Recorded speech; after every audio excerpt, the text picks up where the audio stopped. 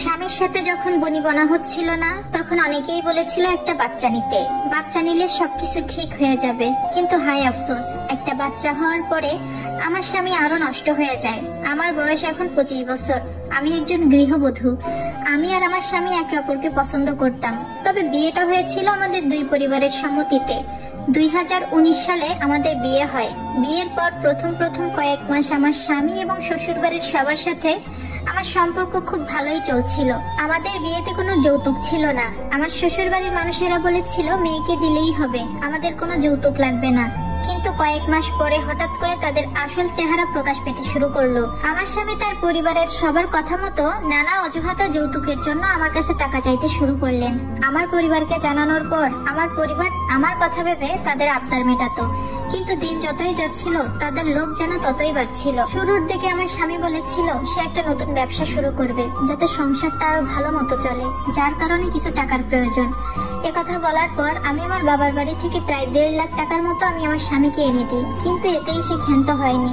এরপর আস্তে আস্তে 10,000, 20,000, 5,000, 30,000 এভাবে একটু একটু করতে করতে বাবার বাড়ি থেকে অনেক টাকা এনে দিয়েছি। কিন্তু দিন দিন যত টাকা দিচ্ছিলাম তাদের চাহিদার পরিমাণ তত বেশি বাড়ছিল। একদিন আমি বাধ্য হয়ে বললাম যে আমি আর আমার বাবার বাড়ি থেকে 1 টাকাও এনে দিতে পারবো না। ঠিক তখনই আমার উপর অনেক অত্যাচার শুরু করলো। সামান্য ভুলের জন্য সবাই মিলে অনেক মারধর করতো। আমার স্বামী যে আমাকে ভালোবাসতো না তা কিন্তু না, সে ঠিকই আমাকে ভালোবাসতো, কিন্তু টাকার প্রতি তার লোভ ছিল সীমাহীন।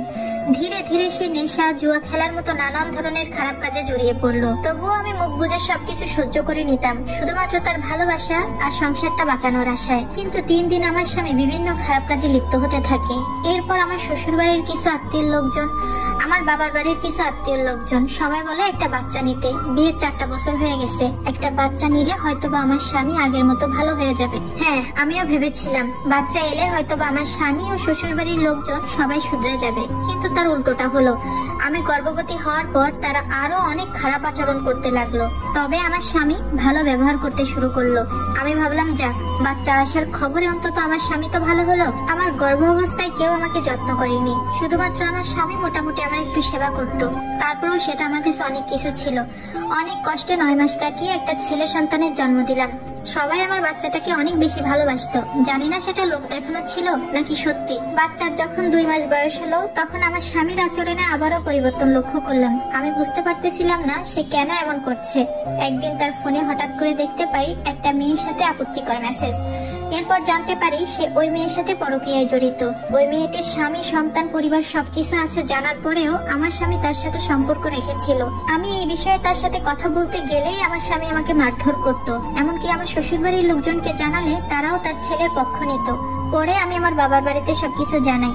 তারা এসে আমাকে তাদের বাড়িতে নিয়ে যায়। এরপর আমার শ্বশুরবাড়ির সবাই আমার বাবার বাড়িতে এসে সন্তানের দোহাই দিয়ে সবকিছু ঠিক করে দেয় এবং প্রতিশ্রুতি দেয় যে এমনটা আর কখনো হবে না। এই আশ্বাসে তারা আমাকে ফিরিয়ে নিয়ে যায়। কিন্তু কথায় আছে না, কুকুরের লেজ কখনো সোজা হয় না। তাদের বাড়িতে ফিরে যাওয়ার পর 1 মাসও সবকিছু ঠিকঠাক ছিল না। আমার বাচ্চার বয়স এখন 9 মাস। সে বাবা ও দাদা বলা শুরু করেছে।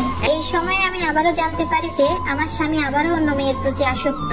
তাও 1টা 2টা নয়, একাধিক মেয়ের সাথে তার পরকীয়া চলছে। সে নেশা করে, পরকীয়া করে। সবচেয়ে আফসোস লাগে, কষ্ট লাগে, সে সব সময় বলে সে আমার বাচ্চার কোনো দায়িত্ব নিতে পারবে না। আমার কোনো দায়িত্ব না নিলে কোনো সমস্যা ছিল না, কিন্তু আমার বাচ্চাটা কি অপরাধ করেছে। আমি এখন আমার বাবার বাসায় আছি। সে বলে তোমার যদি ডিভোর্স লাগে তুমি ডিভোর্স দিয়ে দাও, আমি দিতে পারবো না। এই পরিস্থিতিতে আমি এখন কি করব, প্লিজ আমাকে জানাবেন। এই স্টোরিটা একদম রিয়েল একটা স্টোরি, একটা আপুর লাইফ থেকে নেওয়া। আপনারা মন্তব্য জানাবেন।